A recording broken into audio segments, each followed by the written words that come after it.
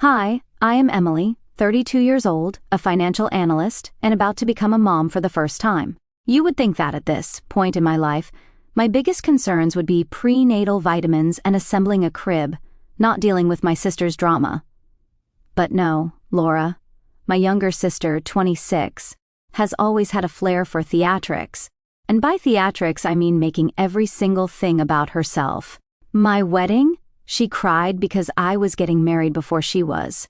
My first promotion? She called me a sellout for working a corporate job while she was still figuring things out. And now my baby shower? Of course, she had to find a way to ruin that too. The day had been perfect.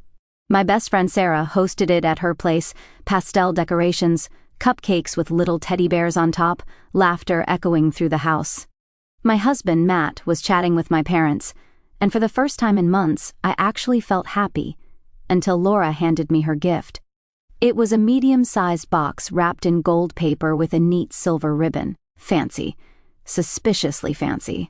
I hesitated for a second, but with everyone watching, I forced a polite smile and untied the ribbon. I lifted the lid and froze. Inside was a pile of shredded cash, hundreds of tiny torn-up bills, like someone had fed money through a paper shredder and dumped it in a box. I blinked. Maybe my pregnancy brain was making me hallucinate. But no, this was real. And Laura? She was smirking. "You do not deserve it anyway," she said, loud enough for the whole room to hear. The air went thick with stunned silence. My mother gasped. My best friend's jaw dropped. Someone knocked over a glass. My husband immediately stepped forward, but I lifted a hand to stop him. I looked at Laura, looked at the shredded money, then back at her, and I smiled. Because what she did not know, what no one knew, was that last week I had finally stopped transferring her monthly allowance, and this was her tantrum. I exhaled slowly and set the box down on the table. Then I turned to Laura, tilting my head. "Wow," I said, "that is creative." Laura's smirk faltered. She was expecting tears, outrage, something dramatic. I just kept smiling. "This must have taken so much effort," I added, picking up a handful of shredded bills and letting them fall through my fingers. "Did you do this yourself, or did you make your boyfriend do it?" A ripple of laughter moved through the room. My best friend covered her mouth, hiding a smirk. Even my mother looked like she was holding back a comment. Laura's face turned red. "I just thought—" "No, I know what you thought," I cut her off, my voice still calm, still too nice. "You thought this would embarrass me, that you would ruin my baby shower. But really, Laura, this just proves I made the right choice." Her eyes flickered with confusion. "What?" I leaned in slightly, lowering my voice just enough to make her really listen. "You noticed the money stopped, did you not?" Her eyes widened. Yeah, she noticed. And that is when I knew I had won. Laura's face went pale. She blinked rapidly, processing what I had just said. The room was dead silent. Everyone was watching, waiting to see what would happen next. Even my mom, who usually rushed to Laura's defense, was frozen in place. Laura let out a sharp, breathy laugh. "Wait, are you joking?" I shrugged. "Nope," she scoffed, crossing her arms. "You cut me off just like that?" "Yep." Her mouth opened and closed like a fish gasping for air. Then her expression twisted into rage. "You have no right!" Gasps rippled through the crowd. My husband, Matt, took a step closer to me, his whole body tense. My best friend, Sarah, actually giggled under her breath. She lived for drama, and this was peak entertainment. I just tilted my head. "Really? That is all you have got?" Laura clenched her fists, shaking with fury. "I needed that money, Emily." "Oh?" I arched an eyebrow. "For what, exactly? Because from what I remember, you do not pay rent.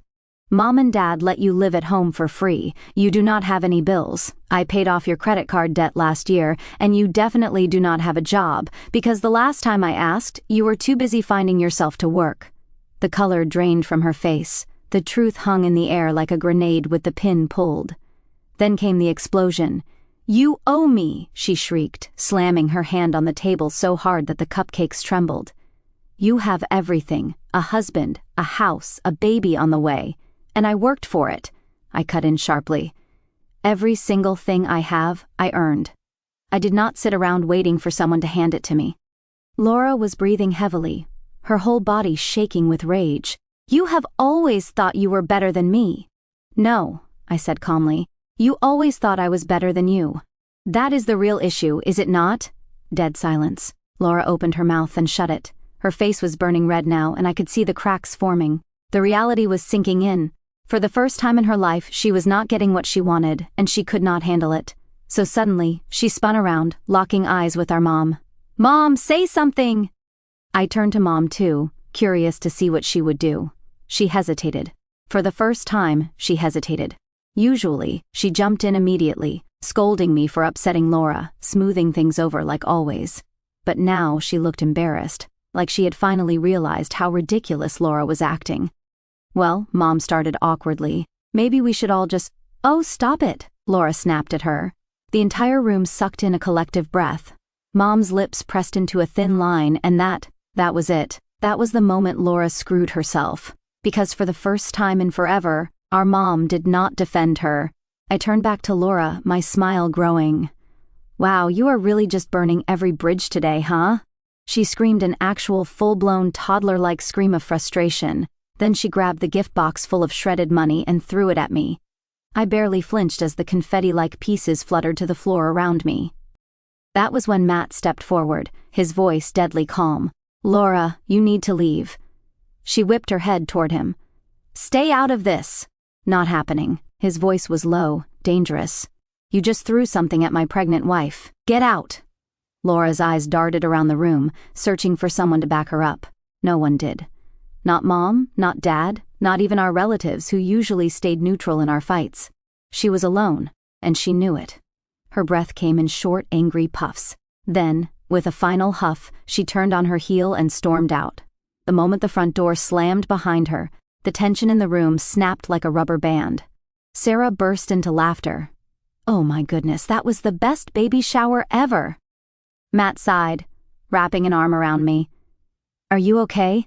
I exhaled, shaking off the adrenaline. "More than okay." I looked down at the shredded money scattered around my feet. Then I grinned because for the first time in my life I was finally free.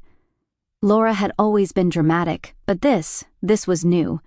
My baby shower ended earlier than expected. Guests stayed long enough to make sure I was okay, and after some reassurances, most of them headed out, still whispering about what had just happened. My mom and dad lingered awkwardly, helping clean up, while Matt stayed glued to my side like a bodyguard. Sarah, of course, stayed too, because if there was even a chance of more drama, she was not going to miss it. I was sweeping up the shredded money when Mom finally spoke. "You know," she said hesitantly, "Laura was just upset. She did not mean any of that." I paused, then slowly looked up at her. "Mom, she literally threw a box at me." Mom waved a hand dismissively. "She was not aiming at you." Sarah let out a snort so loud it nearly made me laugh. "Mom," I said carefully, "I know you want to smooth things over, but I am not going to pretend this did not happen." Mom sighed. "She has just been struggling lately." "Struggling with what?" I cut in. "Not having unlimited access to my bank account anymore?" "She is your sister," Mom said as if that was a complete argument. I exhaled. "Mom, I love you, but Laura is not my responsibility, and after today, I am done." For a second, Mom looked genuinely offended, like I had just said I was leaving the family forever. "Do not be so harsh," she said. "You know she has trouble managing things on her own." "Maybe it is time she learned," I said. Dad, who had been silent the whole time, suddenly cleared his throat. "Emily has a point." I nearly dropped the broom. Mom turned to him, stunned. "What?" Dad shrugged. "Laura is grown. She needs to figure things out herself." Mom looked like she had just witnessed a glitch in the universe. Dad never took sides. I, on the other hand, wanted to hug him. Mom let out a deep breath, shaking her head. "Fine. Do whatever you want." And with that, she grabbed her purse and walked out. I turned to Dad, still in shock. "Did that just happen?" He chuckled. "I think I have spent enough years watching her manipulate you. Maybe it is time she learned how the real world works." And just like that, I realized I had gained an ally. Laura strikes back. I should have known Laura would not let this go. That night, my phone buzzed with an incoming call. I glanced at the screen. "Laura." I let it ring. 5 minutes later, another call. Then a text message. "You ruined my life today." I sighed and showed Matt. He skimmed the message and shrugged. "Just block her." "Not yet," I muttered. "I want to see how far she will take this." 1 minute later, another text popped up. Mom and Dad are disgusted with you, I smirked. Nice try, Laura. Then another one, you should be ashamed. I have always been there for you and this is how you treat me. I actually laughed out loud. She has always been there for me? Sarah, who was still at my house sipping tea on the couch, snorted. That is rich. Matt just shook his head. Let it go, Em. You do not owe her a response. He was right. I put my phone on silent and went to bed. The next morning, I woke up to 23 missed calls and a string of unhinged messages. I skimmed through them. At first, she was angry. You do not even deserve that baby. You think you are so much better than me. You are pathetic. Then the guilt trips. I needed your help and you abandoned me. You do not even care what happens to me. Then the threats. I hope you enjoy your perfect little life because one day you are going to need me and I will remember this. And finally the desperation. Emily, please, I am sorry. Just call me. Classic Laura. I put my phone down. I sighed. She is spiraling. Matt, still half asleep, peeked at the screen. Did she apologize yet? Well, she said sorry, I said, right after saying I do not deserve my baby. Yeah, that is not an apology. Sarah, who had crashed on my couch, groaned as she sat up. Please tell me you are not even considering calling her. I shook my head. No chance. But apparently, ignoring Laura was not enough, because 2 hours later, she showed up at my house. The doorbell rang. Matt and I exchanged looks. Sarah peeked through the window. Oh, you have got to be kidding me. I walked to the door and opened it just enough to see her. What are you doing here? Laura's eyes were puffy, like she had been crying all night. Her hair was a mess, and she was still wearing yesterday's clothes. I need to talk to you, she said, voice shaking. I sighed. Laura, I do not have the energy for this. Please, she begged, just 5 minutes. I hesitated. I should just shut the door, but curiosity won. Fine, 5 minutes. She let out a relieved breath and stepped inside. And for a moment, she actually looked genuine, like she was about to take responsibility for everything. Then she opened her mouth. You need to give me one more chance. I blinked. One more chance for what? To fix this, she said desperately. I need your help right now. I do not have anyone else. And suddenly I realized what this was really about. She was not here to apologize. She was not here because she regretted anything. She was here because she needed something from me again. I exhaled, stepping back. No. Her face crumpled. What? No? I repeated. I am done, Laura. But I am your sister. I gave her a sad smile. Yeah, and you have treated me like a bank, not a sibling. Tears filled her eyes. You cannot do this to me. I did not do anything to you, I said. I just stopped letting you take advantage of me. She stared at me like she could not believe what she was hearing, like it had never even occurred to her that I might actually walk away. Then she whispered, I do not know what I am going to do. And for a brief second, I almost felt bad for her. Almost. But then I thought about all the years of entitlement, the insults, the manipulation, and I knew this was the right choice. You will figure it out, I said gently. Then I opened the door, and after a long moment, Laura walked out. And this time, I knew she was not coming back. I expected things to be quiet after Laura left. I thought that maybe, just maybe, she would take the hint and finally start figuring things out for herself. Maybe she would even learn something from this whole mess. I was wrong. Because Laura does not do consequences. She does not accept responsibility. She finds a way to make it someone else's problem, and this time, that someone was Mom and Dad. The call came. It had been almost 1 week since the baby shower disaster, and honestly, I was feeling great. I had spent my days organizing the nursery, folding tiny baby clothes, and finally enjoying some peace. No texts, no drama, no Laura. Until my phone rang. Mom, I sighed, debating whether to answer. But a small part of me hoped that maybe, just maybe, she was calling to say, you were right. Laura was out of line. I am sorry for trying to guilt you. I should have known better. I answered with a cautious, hey Mom. There was a deep sigh on the other end, the kind of sigh that meant, I am about to ask you for something you do not want to do. Then Emily, you need to fix this. I closed my eyes. Here we go. Fix what exactly? Your sister is struggling, Mom said, her voice heavy with disapproval. She has not left her room in days. She is barely eating. She is heartbroken over what happened. I rubbed my temple. Mom, Laura is not heartbroken. She is angry because she did not get what she wanted. That is not the same thing. She feels abandoned, Mom continued, ignoring me. She is not used to this. She is not used to being held accountable, I corrected, and frankly, that is not my problem. Mom's voice turned sharper. Emily, I did not raise you to be so cold. I almost laughed. Cold? I had paid for Laura's life for years. I had bent over backwards to make things easier for her, and now, the first time I was setting a boundary, I was the problem. I took a slow breath. Mom, I love you, but I am not fixing this. Laura needs to grow up. Silence. Then Mom let out another deep sigh. I was hoping you would not force me to do this. I frowned. Do what? Mom hesitated. Then she dropped the bombshell. She is moving in with us. I almost dropped my phone. She what? She needs help, Emily, Mom said in her suffering mother voice. She has nowhere else to go. Mom, she lives with you already. Well, yes, Mom admitted, but now she is really moving in. She quit her apartment lease. I could not believe what I was hearing. Wait, hold on. She had an apartment? Mom hesitated. Oh, this was interesting. I had been under the impression that Laura still lived at home full-time, that she was struggling so much that she could not afford to move out. But no, apparently she had an apartment this whole time, which meant that all those times she had begged me for money. I have nowhere else to turn, Emily. She had been lying. Something inside me went ice cold. So, let me get this straight, I said slowly. She had her own place. She could afford rent, but instead of taking responsibility, she just, decided it would be easier to run back to you and Dad? She is not like you, Emily, Mom snapped. She has never been good with responsibility, and whose fault is that? I shot back. Silence, then more weak excuses. We cannot just let her fail, Mom. She is already failing, I said. You are just making sure she never has to deal with it. She is family, Mom said as if that solved everything. I exhaled. And so am I. Another pause.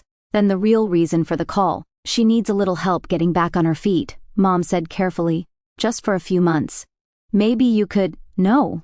I did not even let her finish. Emily, no. Mom, she is your sister, and I am your daughter, I said. But that never seems to matter, does it? Mom went quiet. And in that silence, something inside me clicked. I had spent my whole life watching Laura get away with everything, watching Mom and Dad make excuses for her, shield her from consequences, clean up every mess she made. And suddenly, I was not just mad at Laura. I was mad at them for enabling her, for teaching her that she never had to grow up, for letting me carry all the weight while she got to live without a care in the world. And now they were still doing it. Only this time I was not playing along. I let out a slow breath. Mom, if you and Dad want to take care of Laura for the rest of your lives, go for it. But I am done. So do not call me asking for money. Do not call me asking me to fix things. Do not call me about Laura at all. Emily, I love you, Mom, I said, my voice softer now. But I am not doing this anymore. Then, before she could argue, I hung up. And for the first time in my life, I felt free. Laura's final attempt. The next few weeks were eerily quiet. I expected more texts, more calls, something.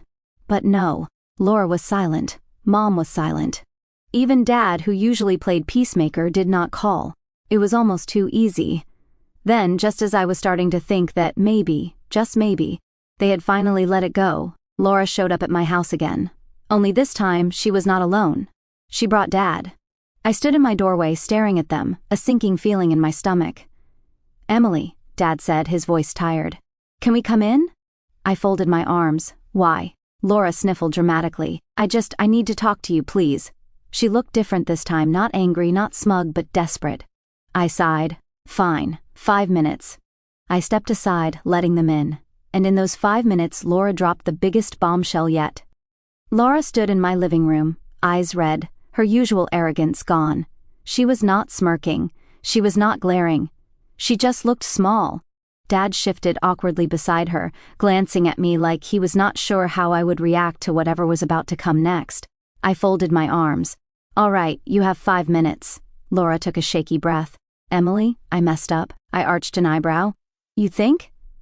Dad shot me a look, silently asking me to be gentle. But I was not about to make this easy. Laura clasped her hands together. I do not know what to do. I do not have any money. I do not have a job. I do not even have my apartment anymore. I thought Mom and Dad would help, but Dad cleared his throat. We did help. We let her move in. But, that is not really working out. I almost laughed. Of course it was not. Laura was used to living off of other people without giving anything back. But our parents, they were old. They did not have the patience for her the way they used to. I turned to Dad. Let me guess. She sleeps all day, does not clean, does not contribute. He looked uncomfortable. Well, I would not put it like that. Laura's head snapped toward him. Wait, so that is why you are here? Because they do not want me either? Dad sighed. Laura, oh my gosh, she whispered. I thought we were fixing things. I thought you were helping me. I let out a slow breath. Laura, what do you want? She turned back to me, desperation flickering in her eyes. I need your help. I just need a little money to get back on my feet just for a couple of months. I swear I will find a job and... No. She blinked. What? No? I met her gaze evenly. No, Laura. I am not giving you money. I am not saving you. Tears welled up in her eyes. But I need you. No, I said quietly. You need to learn how to take care of yourself. Her bottom lip trembled. You do not understand. I do not have anything. I tilted my head. And whose fault is that? She stared at me, and for the first time I saw it, realization. She knew. She knew this was all because of her own choices, and she hated it. I took a step closer. I am not doing this to hurt you, Laura, but for the first time in your life, you are alone. No one is coming to rescue you, not me, not Mom and Dad. So you have two choices, figure it out or keep running in circles. A tear slid down her cheek. I do not know how. Then learn, I said softly. Silence. For a moment I thought she might scream, or argue, or fight. But she did not. She just stood there, staring at the floor, as if the weight of the world had finally landed on her shoulders. Dad rubbed his face. Well, that is that, I suppose. I turned to him. What happens now? He let out a heavy sigh. She will have to figure it out. She can stay with us for a little while longer, but she needs to start contributing. If she does not, she will leave. Laura mumbled. Dad looked surprised. What? She swallowed hard. I will figure something out. I do not know what yet, but I cannot keep living like this. And just like that, the moment finally came. Laura had hit rock bottom. She was standing at the edge of her old life, looking out at the reality she had avoided for years, and for the first time she realized no one was going to catch her if she fell. She had to climb out herself. And as much as I wanted to believe her, as much as I hoped she would change, I knew better, so I nodded. I wish you the best, Laura. She hesitated. That is it. That is it. And with that, she turned and walked out. Epilogue, a new beginning. A few weeks passed, then a month. Laura stayed quiet. No calls, no texts, nothing. Mom called once saying Laura had gotten a job at a retail store. She was not thrilled about it, but she was managing. I did not ask for more details, because the truth? I had moved on. I had a baby to prepare for, a husband who supported me, a life free of my sister's endless demands. And for the first time in years, I felt light. One afternoon, as I was folding baby clothes, a text popped up from an unknown number. Laura, I am sorry for everything. I stared at it for a long moment. I did not know if she meant it. I did not know if she had really changed. But I knew one thing. I was not going back. So I smiled, put my phone down, and went back to my life. Looking back on that day at my baby shower, I can still feel the exact moment the air in the room shifted. Everything had been soft and warm. Pastel balloons, laughter, the gentle weight of my baby kicking inside me. And then Laura handed me that gold-wrapped box. I remember the ribbon sliding through my fingers, the hush that fell as I lifted the lid, and the surreal sight of all those shredded bills spilling like worthless confetti. When she said, loud and clear, "You don't deserve it anyway," something inside me didn't break. It settled, a quiet, irreversible click, like a door closing for good. For years I had told myself I was helping her.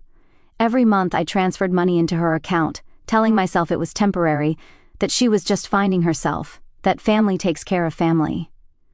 I paid off her credit cards, covered her phone bill, sent extra when she claimed rent was tight. I did it because I remembered the little girl who used to follow me everywhere, who cried when I left for college, who once told me I was her hero. I did it because Mom's voice was always in my ear. She's your little sister. Be patient. She needs you. And I did it because saying no felt harder than saying yes. But standing there with shredded money at my feet and 30 pairs of eyes on me, I suddenly saw it all so clearly. The allowance wasn't help, it was a leash. It kept her dependent, entitled and angry at the hand that fed her.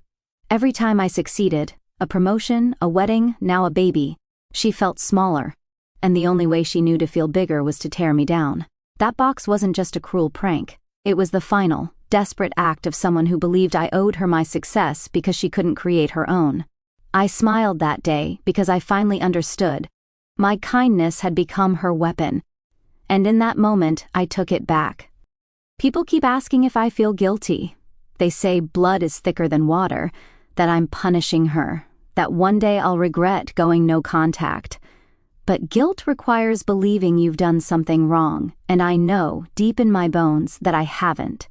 I didn't abandon her in a crisis. I stopped enabling a lifestyle built on everyone else's effort. I didn't cut her off out of spite. I cut her off to save myself and the family I'm building. My baby deserves a mother who isn't drained by endless resentment. My husband deserves a wife who isn't constantly mediating someone else's chaos. And I deserve peace. Watching her spiral afterward, texts full of rage, then guilt, then fake apologies, was painful, I won't lie. There were nights I lay awake wondering if I was too harsh, if I should have given her one more chance, but every time doubt crept in, I remembered her standing in my living room, eyes puffy, asking for just a little money to get back on her feet, still refusing to acknowledge what she'd done. She wasn't sorry for hurting me. She was sorry she'd lost her safety net. That's not remorse. That's consequence. The hardest part wasn't Laura. It was Mom. Hearing her defend Laura again and again, watching her choose the path of least resistance even when it meant throwing me under the bus, cut deeper than anything my sister ever said. For a long time I thought love meant absorbing everyone else's pain so they wouldn't have to feel it. But love isn't a bottomless well. You let people drain until you're empty. Real love has boundaries. Real love says, I care about you, but I won't let you destroy me. Dad's quiet support surprised me most. When he finally spoke up, Laura's grown. She needs to figure things out herself. It felt like permission I'd been waiting decades for. Like maybe I wasn't the cold, selfish daughter Mom sometimes implied I was for wanting a life that wasn't centered around fixing everyone else. Now, months later, I'm holding my newborn daughter while the nursery glows in the soft morning light. She's tiny and perfect and entirely dependent on me in a way Laura never truly was. And as I look at her sleeping face, I make a silent promise. I will love her fiercely, but I will also teach her that love isn't ownership, that no one owes her their future, that the world doesn't rearrange itself because she's having a hard day. I will teach her responsibility not by shielding her from failure, but by letting her fall sometimes and trusting she's strong enough to stand back up. I don't know if Laura will ever truly change. Maybe the retail job will stick. Maybe she'll learn to budget, to apologize sincerely, to build something of her own. Maybe one day we'll sit across from each other and talk like adults instead of rescuer and victim. I hope so, for her sake more than mine, but I no longer hinge my peace on that possibility. I cut her off not to punish her, but to set us both free. She's finally facing the life she's spent years avoiding, and I'm finally living the one I earned. The shredded money is long gone, swept up and thrown away like the toxic dynamic it represented. What remains is quiet mornings, a full heart, and the deep, steady knowledge that choosing myself wasn't selfish. It was survival, and it was the most loving thing I've ever done.